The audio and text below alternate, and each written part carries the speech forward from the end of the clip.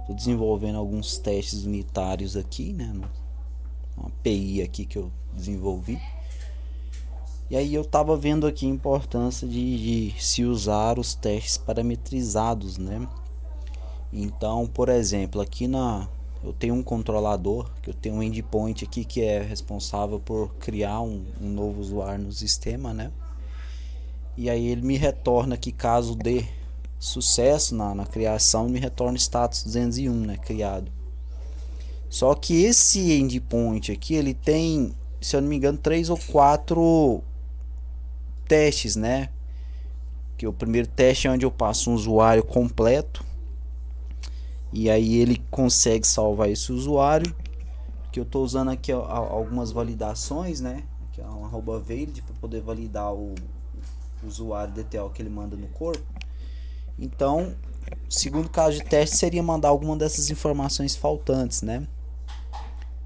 Então, como é que funciona um teste parametrizado? Aqui eu tenho o meu controlador, né? Que salva esse usuário. E aí aqui no teste unitário, eu teria que fazer um teste para cada caso, né? Um caso que seria passar o DTO com os campos preenchidos, no outro teste passar um DTO vazio, né, para ele poder testar todos os cenários.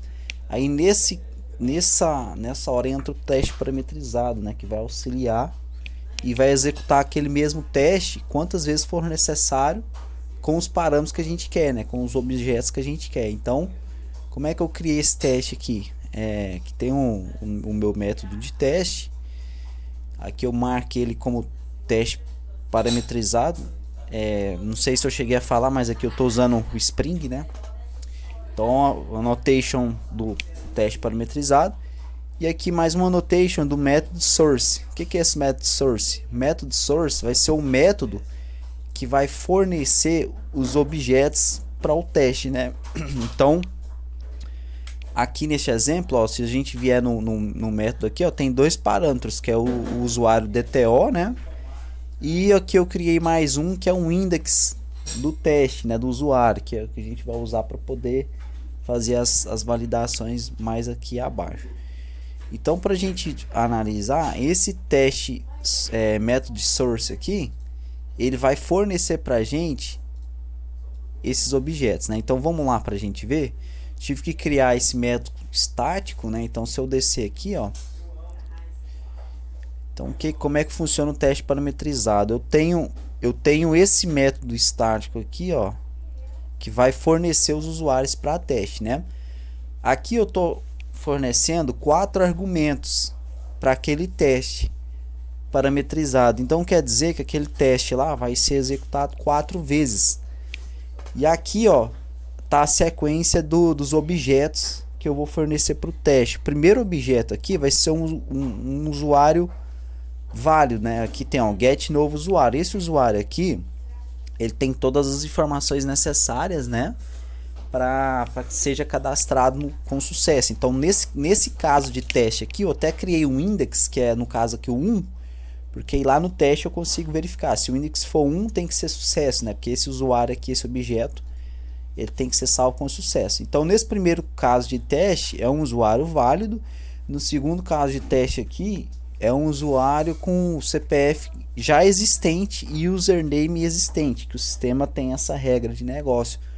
Então nesse segundo caso de teste ele tem que me retornar a mensagem de CPF e username já existente, né? Então aqui eu tenho o método que fornece, né? Ele me retorna o mesmo usuário aqui, né, que eu acabei de cadastrar. Então como é o mesmo, as mesmas informações, ele vai estourar. Terceiro teste, ele vai retornar um usuário com os campos inválidos, que é esse aqui, ó.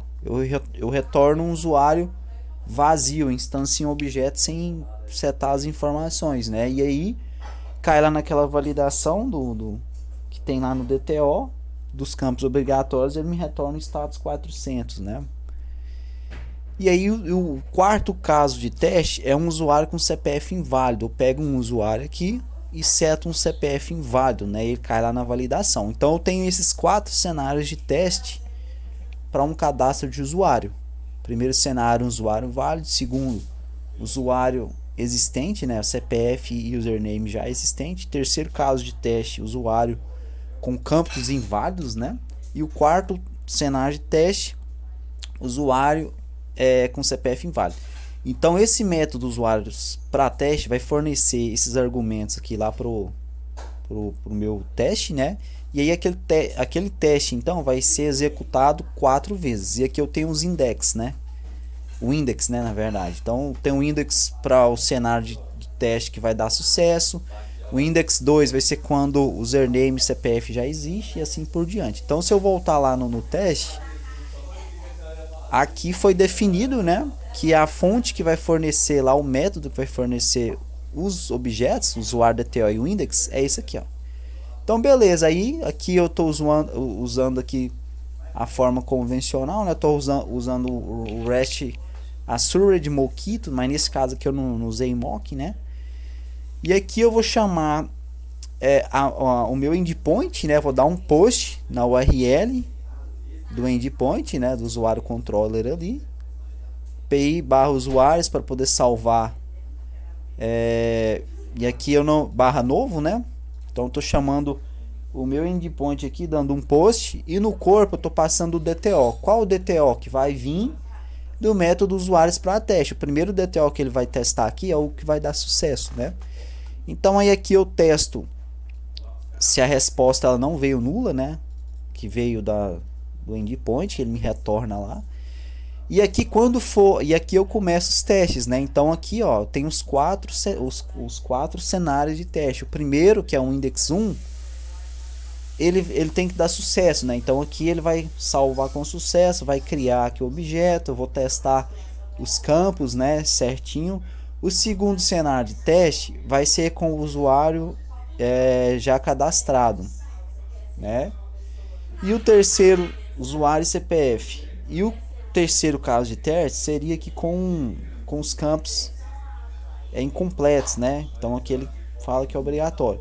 E o quarto caso de teste é com o campo de CPF inválido.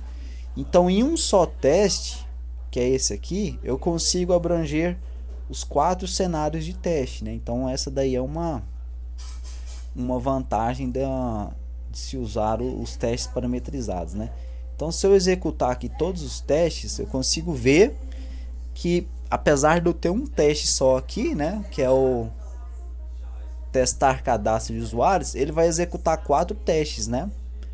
Pois é um teste parametrizado. Então aqui do lado esquerdo a gente vai conseguir acompanhar ali, ó. Então vamos lá no método testar cadastro de usuários. A gente pode ver que aqui, ó, 4 cenários de teste. O primeiro, se eu puxar aqui, ó, ele testou com o Bernardo, né, que é um cadastro que foi feito com sucesso. Segundo, é o mesmo usuário, né, e ele não deixa cadastrar porque tem as informações repetidas de usuário e CPF. Terceiro cenário de teste aqui é as informações nulas, né, que a gente consegue ver.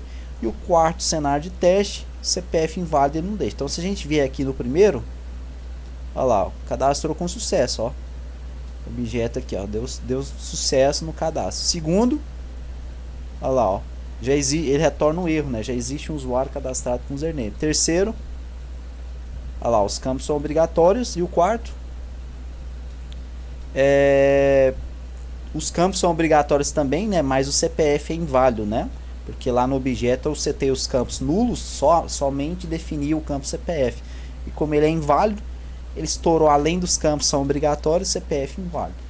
Então aqui, em um teste eu abrangi 4, né? Consegui testar os 4 cenários aqui. É a importância dos testes parametrizados aí.